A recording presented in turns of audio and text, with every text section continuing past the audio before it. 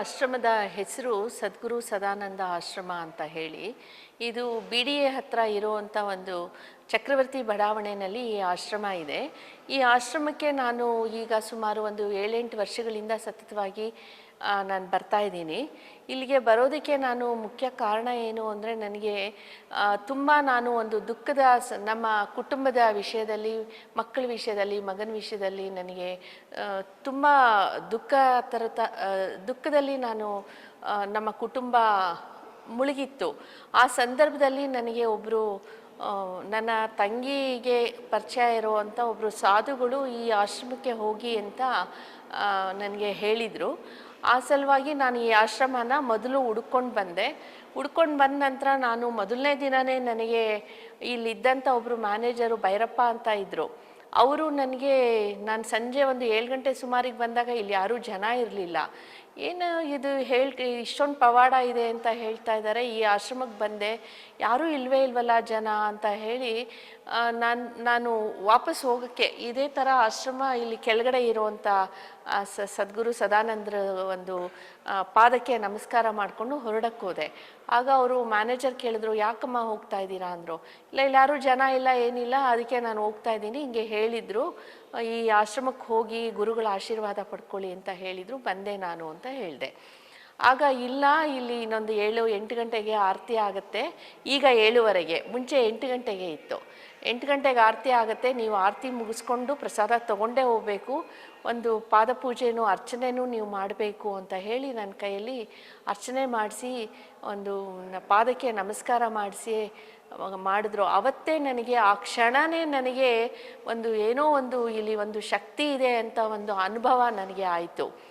ಗುರುಗಳದು ಒಂದು ಪವಾಡ ಇದೆ ಅನ್ನೋದು ನನ್ನ ಮನಸ್ಸಿಗೆ ನನಗೆ ಒಂಥರ ಅದೊಂದು ಹೇಳ್ಕೊಳ್ಳೋಕ್ಕೆ ಆಗೋದಿಲ್ಲ. ಅದನ್ನು ಯಾರು ಅನುಭವಿಸಿರೋರಿಗೆ ಮಾತ್ರ ಗೊತ್ತಾಗೋದು. ಅದನ್ನು ನಾವು ವರ್ಣಿಸೋದಕ್ಕೆ, ಇನ್ನೊಬ್ಬರಿಗೆ ಅರ್ಥ ಮಾಡಿಸೋದಕ್ಕೆ ಕಷ್ಟ ಆಗುತ್ತೆ.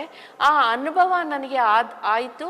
ಆ ದಿನದಿಂದ ನಾನು ಇಲ್ಲಿವರೆಗೂ ನನಗೆ ಯಾವಾಗ ನನಗೆ ಗುರುಗಳು ಕರೆಸ್ಕೊಳ್ತಾರೆ, ನಾನು ವಾರಕ್ಕೆ, 15 ದಿನಕ್ಕೆ, ತಿಂಗಳಿಗೆ ನನಗೆ ಯಾವಾಗ ಆಗುತ್ತೆ ಅವಾಗೆಲ್ಲ ಆಶ್ರಮಕ್ಕೆ ಬರ್ತೀನಿ. ನಾನು ಆ ಗುರುಗಳಿಗೆ ಒಂದು ನಮಸ್ಕಾರ ಮಾಡಿಕೊಂಡು ಹೋಗ್ತೀನಿ. ಆರತಿ ಸಮಯಕ್ಕೆ ನಾನು ಬರ್ತೀನಿ. ಇಲ್ಲಿದು ಒಂದು ಪವಾಡ ಏನು ಅಂದರೆ, ಮತ್ತು ಒಂದು ಪದ್ಧತಿ ಏನು ಅಂದರೆ, ಆರತಿ ಸಮಯದಲ್ಲಿ ಬರಬೇಕು, ಗುರುಗಳ ದರ್ಶನವನ್ನು ಮಾಡಿಕೊಂಡು ಗುರುಗಳ ಪಾದಕ್ಕೆ ನಮಸ್ಕಾರ ಮಾಡಿಕೊಂಡು ಪ್ರಸಾದ ತೊಗೊಂಡು ಹೋಗಬೇಕು ಅನ್ನೋದು ಇಲ್ಲಿದು ಒಂದು ನಡ್ಕೊಂಡು ಬಂದಿರೋ ಅಂಥ ಒಂದು ಪದ್ಧತಿ. ಮತ್ತು ಅದೇ ರೀತಿ ಆರತಿ ಸಮಯದಲ್ಲಿ ಗುರುಗಳು ಇಲ್ಲಿ ಪ್ರತ್ಯಕ್ಷರಾಗಿರ್ತಾರೆ. ಭಕ್ತರು ಏನೆಲ್ಲ ಬೇಡಿ ಬರ್ತಾರೆ, ಆ ಬೇಡಿಕೆಯನ್ನು ಗುರುಗಳು ಅವರ ಒಂದು ಮನೆಗೆ ಹೋಗಿ, ಅವರ ಒಂದು ಮನಸ್ಸಿಗೆ ಹೋಗಿ, ಅವರಿಗೆ ಆ ಒಂದು ಏನೇನು ಕಷ್ಟಗಳು ಇರುತ್ತೆ ಆ ಕಷ್ಟಗಳನ್ನೆಲ್ಲ ನಿವಾರಣೆ ಮಾಡುವಂಥದ್ದು ಒಂದು ಮಾರ್ಗವನ್ನು ತಿಳಿಸ್ಕೊಡುವಂಥ ಒಂದು ಅದು ಮಾಡಿಬಿಡ್ತಾರೆ. ಅದು ಗೊತ್ತೇ ಆಗಲ್ಲ ಅವ್ರಿಗೆ, ಯಾರಿಗೆ ಭಕ್ತರಿಗೆ ಗೊತ್ತಾಗದೇ ಇಲ್ಲ.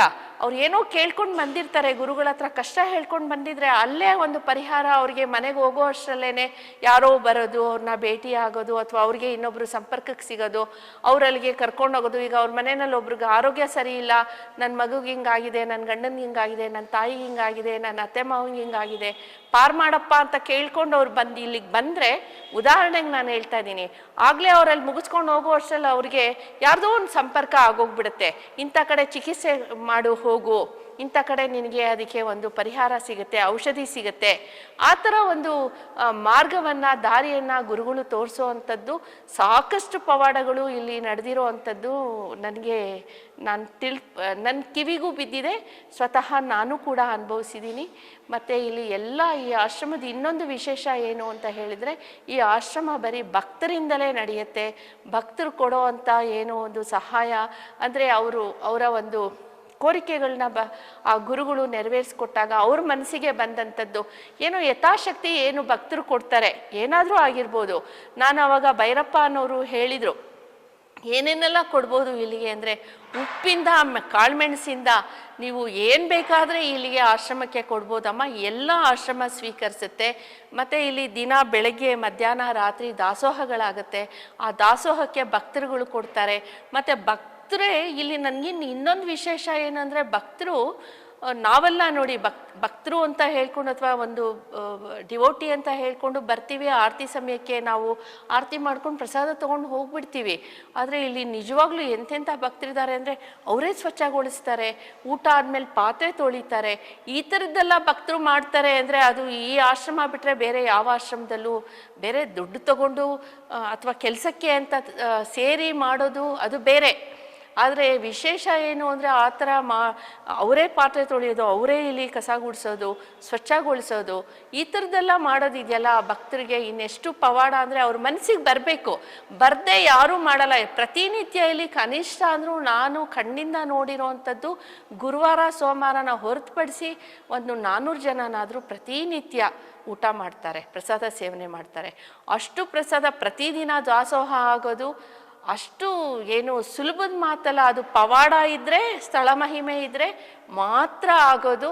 ಅದು ನಾವೆಲ್ಲರೂ ಏನೋ ನಾವು ಸಾಕಷ್ಟು ವಿದ್ಯಾವಂತರಾಗಿ ನಾವು ಕೆಲವು ಸತಿ ವಿಚಾರ ಮಾಡ್ತೀವಿ, ಇದೆಲ್ಲ ಏನೋ ಹೇಳ್ತಾರೆ, ಏನೋ ಮಾಡ್ತಾರೆ, ಅದೊಂದಷ್ಟು ದುಡ್ಡು ತೆಗಿತಾರೆ, ಇನ್ನೊಂದಷ್ಟು ದುಡ್ಡು ಅವ್ರು ತಿಂತಾರೆ, ಅದೇನೇನೋ ಒಟ್ಟಿನಲ್ಲಿ ಅಷ್ಟೊಂದು ಏನು ಸಂಸ್ಥೆನ ಅಥವಾ ಆಶ್ರಮದ ಹೆಸರಿನಲ್ಲಿ ಸಾಕಷ್ಟು ಅವ್ರಿಗೆ ದುಡ್ಡು ಹರಿದು ಬರುತ್ತೆ.